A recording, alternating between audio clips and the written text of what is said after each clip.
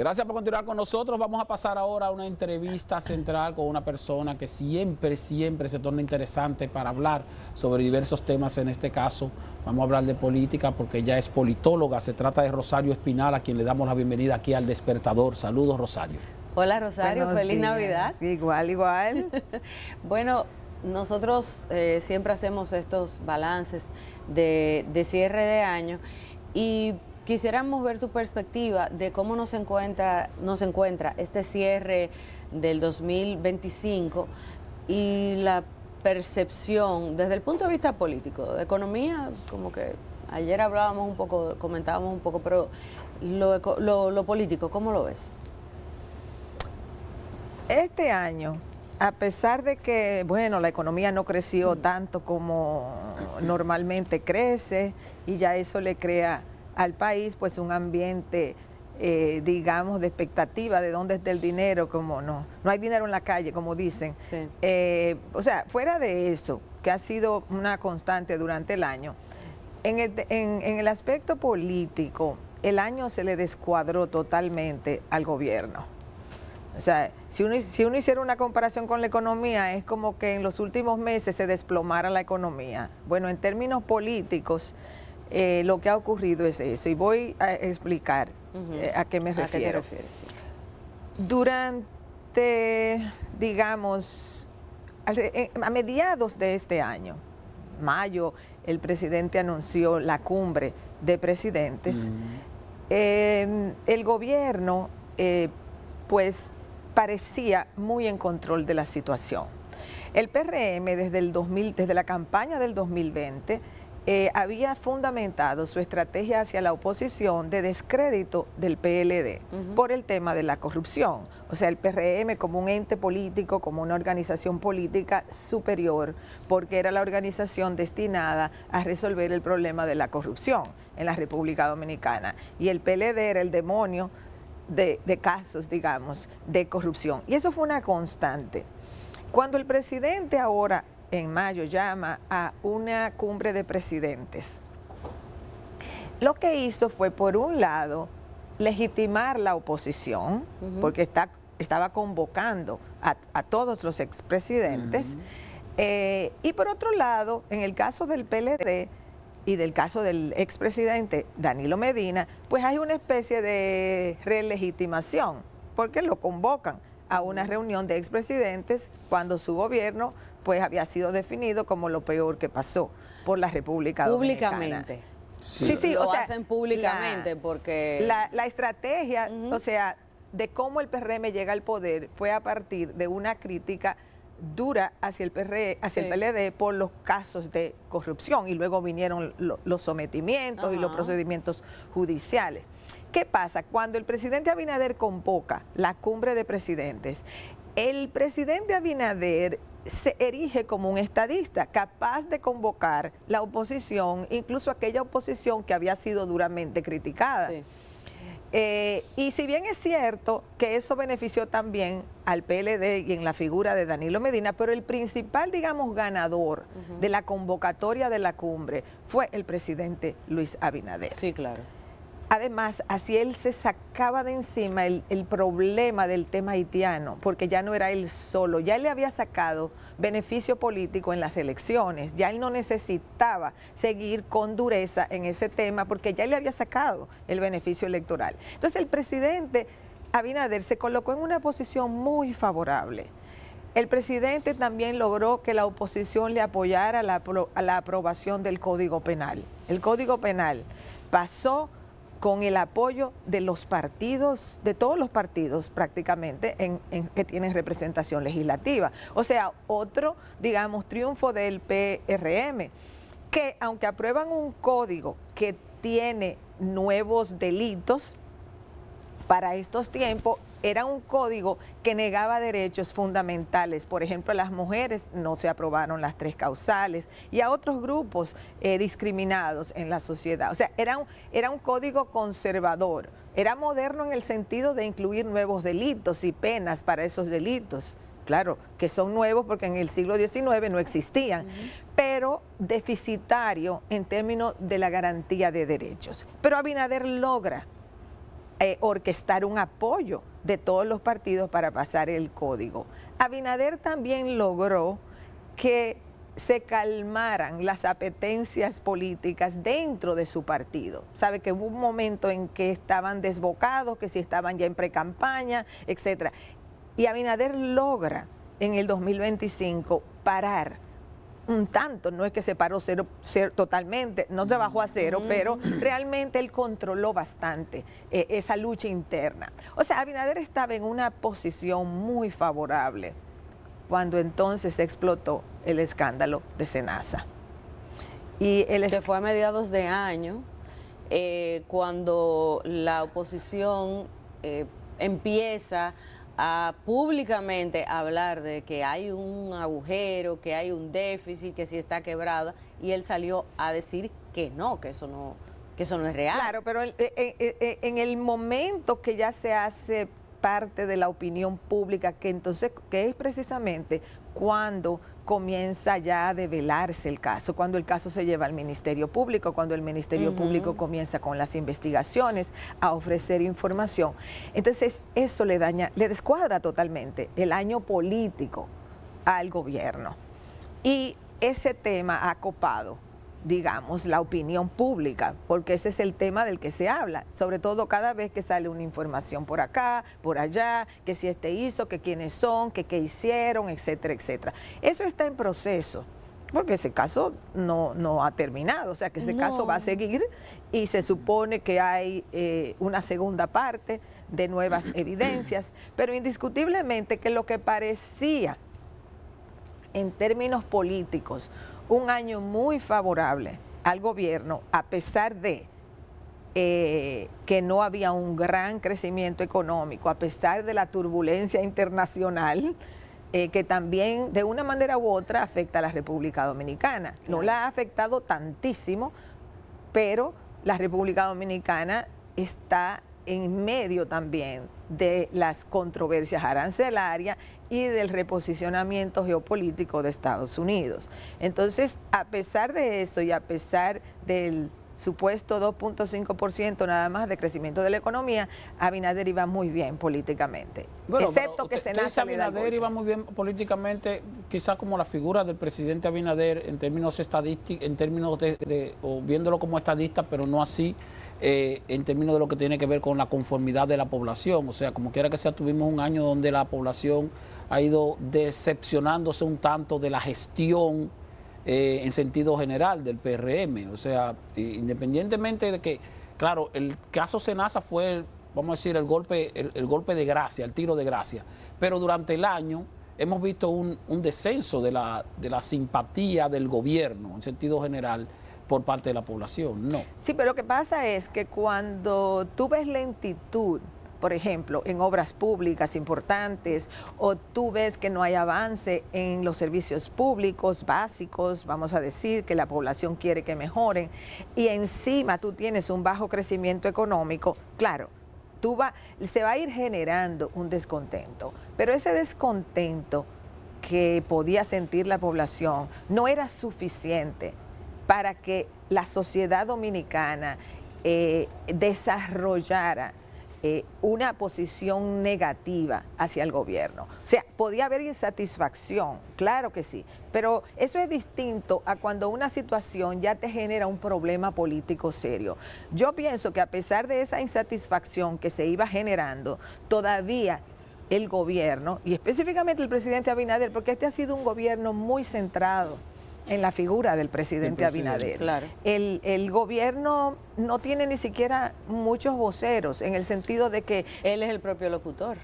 Exacto. O sea, él hace hasta sus propios anuncios. Sus locuciones, la publicidad del gobierno incluso es con la voz del presidente. Sí. Entonces, ha sido una presidencia muy centrada en él, donde los ministros están como detrás en sus funciones específicas, pero no asumiendo una gran vocería. Y lo mismo ocurre con los dirigentes del PRM. Pero entonces, Rosario, en términos políticos electorales, la actuación del presidente Abinader, que ha sido muy favorable para su figura, no necesariamente se tornará favorable o se torna favorable para el partido y para la intención del partido de continuar en el poder más allá del 28. Bueno, no necesariamente. Limitar a los aspirantes a que, bueno, aguántense todavía y entonces al mismo tiempo centrar todo en torno a él. Cuando él no va a reelegirse, entonces se puede tornar complicado para el partido. O sea, ¿qué pensarán los aspirantes? Que dicen, bueno, vamos a pasar en el 28 con esa estrategia. Bueno, los aspirantes necesitan que el presidente Abinader esté bien y que de ahí se derive una cierta satisfacción con la ejecutoria del gobierno. Porque mira, si uno ve la aprobación de los últimos presidentes que ha tenido el país, es alta, es alta. Los dominicanos tienden a valorar positivamente sus presidentes, a menos que se produzca una crisis muy fuerte como la del 2003-2004, con la crisis económica que se produjo por el problema de Baninter y otros bancos. Entonces ahí sí, con una inflación alta, una devaluación alta, entonces ahí se genera mucho descontento y desaprobación de la gestión presidencial. Pero fuera de crisis así fuertes, los presidentes dominicanos tienden a registrar una alta aprobación. No es solamente a Abinader, lo mismo le pasó a Danilo Medina, lo mismo le pasó a Leonel Fernández. Entonces, siendo esa una constante, ese factor tiende a favorecer el partido en el poder, porque eso tiene un efecto. ¿Y qué puede suceder para que eso no impacte positivamente? Que el partido entre en una lucha interna. El PRM hacia adelante enfrenta los siguientes problemas. Uno, la magnitud de los escándalos de corrupción, de este que ya conocemos y de los que puedan llegar. El PRM llegó al poder comprometido y proclamando con bombos y platillos el combate a la corrupción. Entonces, cuando tu tema central es ese, tú tienes que tener mucho cuidado porque esa es tu principal fuente de legitimidad. Si al PRM se le va de la mano el tema de la corrupción, eso va a tener consecuencias políticas y pueden ser diversas. No voy a entrar ahora en eso, pero el PRM tiene que tener mucho cuidado con el manejo del tema corrupción, porque esa fue su bandera para llegar al poder. El PRM tiene que tener mucho cuidado con la lucha interna. Todos los partidos gobernantes de la República Dominicana han fracasado en resolver el problema de la sucesión de la candidatura presidencial. Todos, Reformista, PRD, PLD. Si el PRM no logra pasar el proceso de selección de una candidatura presidencial en relativa paz y armonía, también ese será un grave problema. Y el tercer problema que tiene el PRM, que era a lo que tú te referías, insatisfacción de la gente, con los servicios y demás, si ese se da también, estos son los tres problemas que yo veo hacia adelante, entonces se le podría complicar la situación al PRM. ¿Cómo ves la oposición en estos últimos días del año, estos últimos meses del año, y cuál es la perspectiva para el año que viene? Porque tenemos a un PLD que mencionabas que era un poco de reivindicación, este haber convocado a Danilo Medina cuando el presidente llamó a la cumbre. Tienes a Leonel Fernández, que es lo que se ve más claro, ¿verdad que sí?, por parte de su partido. Pero ¿cómo se percibe este fin de año para la oposición? El gravísimo problema de la oposición es su división. Si la oposición, si el PLDismo no estuviera dividido, el PLDismo estuviera en una posición muy favorable ahora mismo, porque sería su momento de relanzamiento. O sea, ya el gobierno le está dando razones. Cuando usted dice PLDismo se refiere a los dos partidos. A los dos partidos. Sí. El PLDismo son los dos partidos. O sea, ahí no hay, su base electoral es la misma. Lo que pasa es que en la Fuerza del Pueblo tiene una figura súper conocida que está ahí y que aspira. Entonces, es mucho más fácil para la gente ver el que ya está como posibilidad. El PLD no tiene una figura definida.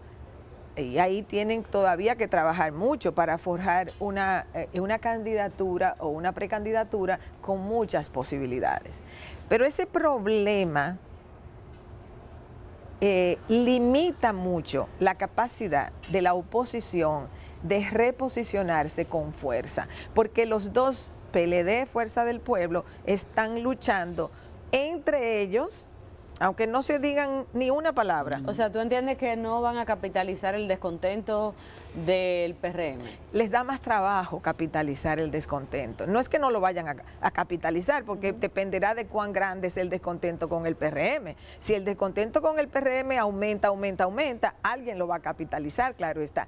Pero si el PRM no logra descender significativamente en su nivel de aprobación, entonces a la oposición le va a dar más trabajo capitalizar el momento. Si la oposición no estuviera dividida, es decir, si el PLDismo no estuviera dividido, en este momento estuvieran capitalizando mucho mejor los problemas que está enfrentando el gobierno. Pero así dividido, la población siente la división y ante esa sensación de que no sabe para dónde coger, pues se diluyen las mismas posibilidades de la oposición. Terminando así entonces, Rosario, porque el presidente, el PRM tiene una ventaja, la ventaja del tiempo, todavía le queda tiempo. O sea, tenemos la situación de un PRM o de una gestión de Luis Abinader que ha sido lenta, por ejemplo, con la realización de obras, pero sin embargo, obras importantes es seguro que van a poder inaugurarse de aquí al 27, lo cual va a reivindicar un poco al gobierno, porque entonces sus mega obras, que ciertamente tardaron mucho, que se atrasaron mucho, pero no es verdad que vamos a llegar al 28 sin que se inauguren. O sea, ya se van a inaugurar y eso pudiera darle un repunte en materia, sí, un aire. Aparte de eso está el tema de la posibilidad de que hagan un proceso interno y que ese proceso interno salga bien. Si sale bien, entonces volando, tendríamos la posibilidad de que el PRM siga seguro más allá del 28. Si el PRM sobrepasa la contienda interna sin dividirse, y si los escándalos de corrupción no se multiplican, el PRM tiene una ventaja indiscutible para el 28. Pero yo no sé lo que va a pasar. O sea, yo no sé si ellos van a pasar su prueba interna. No, claro. Por eso hablaba de la ventaja del tiempo, porque todavía quedan 2 años. El tiempo puede ser una ventaja y una desventaja. O sea, el tiempo no es ventaja necesariamente, porque en el tiempo es que vamos a ver qué es lo que ellos logran hacer. Lo de las obras, claro que ellos van a terminar de una manera u otra las principales obras, o harán el esfuerzo mayor. Yo no creo que el futuro del PRM radica en esas obras. Sí, pero le da un aire, claro que sí, claro que sí. Pero si tú me pones a escoger las variables que más van a incidir en cómo le va al PRM en el 2028, bueno, si paraliza todas las obras, no te digo, eso es otra cosa, pero yo no creo que ellos van a paralizar todas las obras. Ellos van a tratar de impulsar esas obras. Entonces las obras no es lo que yo... No es a lo que yo le daría más peso si tratara de ver hacia adelante. Yo a lo que más peso le daría, tratando de ver hacia adelante, porque todo es un ejercicio futurista y eso es adivinando prácticamente. Uno toma las variables y más o menos ve. Pero yo le daría muchísima importancia a la contienda interna, cómo se desarrolla y cómo termina esa contienda interna. Le daría mucha importancia a si se multiplican los casos de corrupción. Porque mira, los segundos periodos son azarosos. Sí, porque en los segundos periodos comienza a salir como digamos la pus que se fue gestando durante un periodo anterior, por diversas razones. Entonces, va a depender de qué, si surgen otros escándalos, hasta dónde llega el escándalo Senasa, todo eso va a impactar el gobierno. ¿Quién se va a beneficiar de eso? Bueno, ya veremos si es que eso ocurre.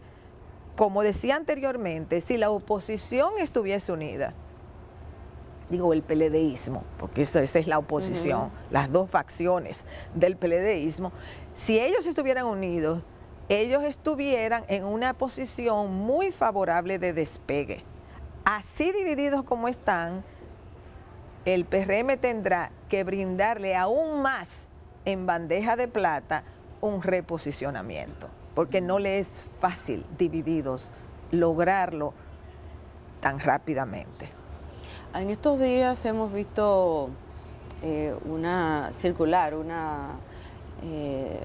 información a la prensa sobre la importancia, los logros, la facturación, el pago de impuestos y la producción energética de Punta Catalina, calificándola al gobierno como uno de los activos estratégicos del Estado dominicano.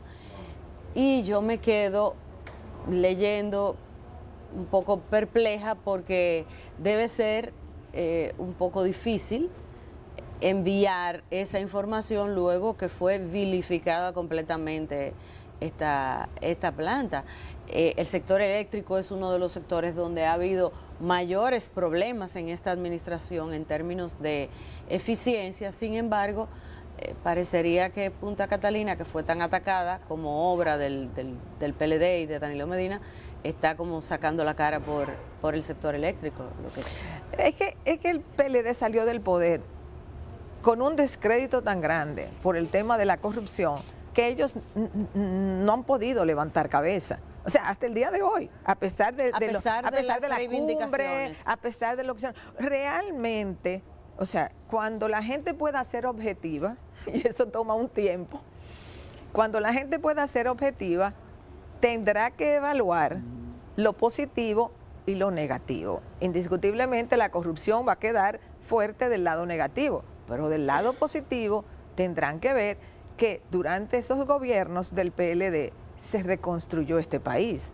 O sea, eso es que nadie lo va a poder dudar, eso está ahí. Ahora, que tú puedas decirlo como una estrategia de reivindicarte como partido o como las dos facciones, porque ni siquiera eso pueden hacer, porque si fue Leonel que lo hizo, si fue Danilo que lo hizo, ¿a quién es que se le atribuye? Cada facción diciendo fui yo, no fui yo. Entonces, ellos no pueden articular una discursiva política efectiva, porque el PLDismo no fue Leonel Fernández solo, ni Danilo Medina solo. La gestión del PLD fue la combinación de 3 gobiernos de Leonel Fernández y 2 gobiernos de Danilo Medina. Y son esos 5 gobiernos que marcan, pero ni siquiera eso pueden ellos hacer.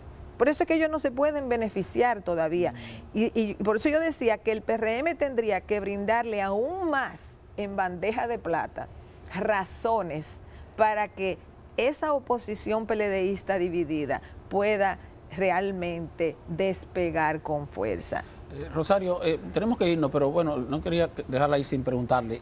Sin embargo, el presidente Luis Abinader, a pesar de que bueno, el PRM, vínculos con gente de su entorno, vinculada con narcotráfico, ahora gente también del entorno del partido y del presidente vinculada con actos de corrupción, ¿cómo te evalúa el manejo del presidente en cuanto al hecho de que, si bien es cierto que eso salpica, ha marcado distancia? O sea, bueno, el Ministerio Público que se encargue y que lo metan preso independientemente de que era mi amigo. En el caso de los que están acusados de narcotráfico, bueno, lo piden en extradición a Estados Unidos, que se vayan todos independientemente de que ayudaron o no ayudaron al partido. O sea, ¿ha hecho bien el presidente en cuanto a tratar de mantenerse limpio porque por hecho de marcar distancia, o ha sido tímido en ese sentido? No, como estrategia política ha sido muy efectiva. O sea, realmente... la estrategia del presidente ha sido en todo momento, incluso, claro, en la medida que surgen más problemas, pues la estrategia tiene que reforzarse, pero la estrategia del presidente siempre ha sido: yo no soy parte de los problemas que pueda haber, yo estoy por encima de esos problemas. Esa ha sido su estrategia constante, porque la narrativa política en torno al presidente ha sido: yo estoy limpio, yo no tengo nada que ver con el lodazal que pueda haber en la sociedad dominicana, yo voy a tratar de corregirlo, yo lo corrijo, etcétera, pero yo no estoy metido. Esa ha sido la estrategia en la narrativa, en todo, en torno a la figura del presidente. En el caso del narco, ha sido más fácil porque esos casos, por lo menos los sonados, básicamente los maneja Estados Unidos. Sí. Entonces, como que como lo maneja Estados Unidos, pues la gente no le asigna tanta culpabilidad, excepto las personas que siguen muy de cerca la política. Pero para la sociedad en general, como eso pasa un tanto desapercibido. En el caso de corrupción, como el caso Senasa, es distinto, porque es que la ilustración de ese fraude, la gente la asume de manera muy directa. O sea, pero es mira... muy visceral.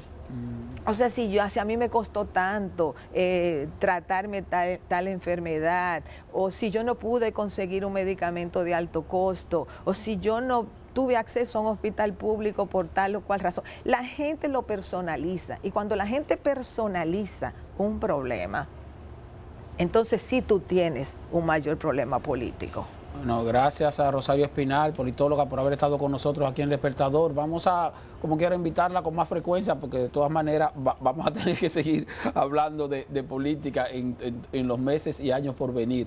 A ustedes, amables televidentes, no se vayan, vamos a un segundo boletín con Ana Paula González y más contenido del Despertador.